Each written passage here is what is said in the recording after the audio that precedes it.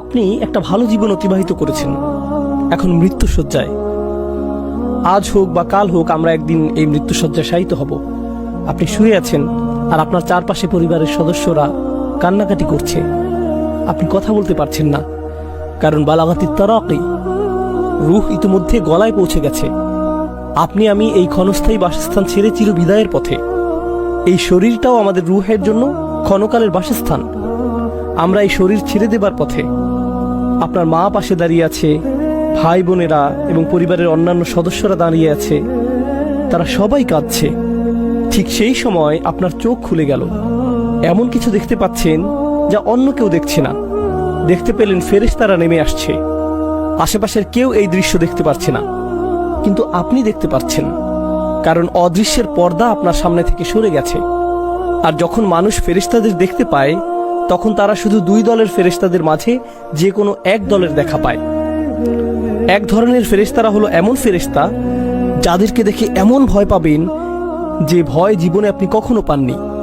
আর অন্য দল হলো যাদের দেখে এত আনন্দিত হবেন যে জীবনে কখনো এতটা আনন্দিত হননি। এই আয়াতে যে ফেরেশতাদের কথা বলা হয়েছে তারা হলেন দ্বিতীয় দলের ফেরেশতা। তারা আপনার জন্য আনন্দ বার্তা নিয়ে আসবে এবং বলবে, আল্লাহ তাখাফু ওয়ালা তাহজানু, ভয় পেও না, দুঃখ করো না। আলেমরা এই বক্তব্যের ব্যাখ্যা নিয়েও অনেক আলোচনা করেছেন। ভয়ের ব্যাপারটা বুঝলাম, আপনি মারা যাচ্ছেন তাই ভয় পাওয়াটা স্বাভাবিক। এখানে লা তাহজানু, দুঃখ পেও না কেন বলা হলো?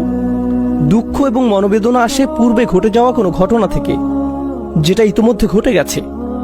তাহলে এখানে কেন লা তাহজানু উল্লেখ করা হলো? কারণ একজন বিশ্বাসীর ভাবনাটা তখন এমন থাকে, হায় হায় ফেরেশতারা চলে এসেছে, আমার তো আরো তওবা করা দরকার ছিল, আমার আরো কিছু দোয়া করার দরকার ছিল। আমি তো এই বছর ইতিকাফ করার প্ল্যান করেছিলাম, আমি আরো কোরআন তেলাওয়াত করতে চেয়েছিলাম, আমার মায়ের সাথে আরো কিছু সময় ব্যয় করতে চেয়েছিলাম, আমার ভাইকে সাহায্য করতে চেয়েছিলাম, অমুক অমুক ব্যক্তিকে টাকা দিতে চেয়েছিলাম, আমি আরো কিছু সাদকা করতে চেয়েছিলাম, আমি বেহুশ হওয়ার পূর্বে চেকটা সই করতে চেয়েছিলাম। এখন আমি হাসপাতালে আর আপনারা চলে এসেছেন। আপনারা আমাকে নিয়ে যাওয়ার পূর্বে একটু চেকটা লেখার সুযোগ দিবেন।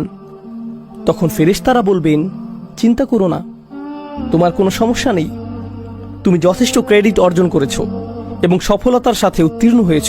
লা তাহজানু ওয়া আবশিরু বিল জান্নাহ, দুঃখ করো না এবং জান্নাতের সুসংবাদ গ্রহণ করো। আল্লাতী কুনতুম তুআদুন, যার প্রতিশ্রুতি তোমাকে সব সময় দেওয়া হতো। চিন্তা করে দেখুন, মানুষটি মৃত্যুশয্যায়, তার আশেপাশে সবাই কাঁদছে,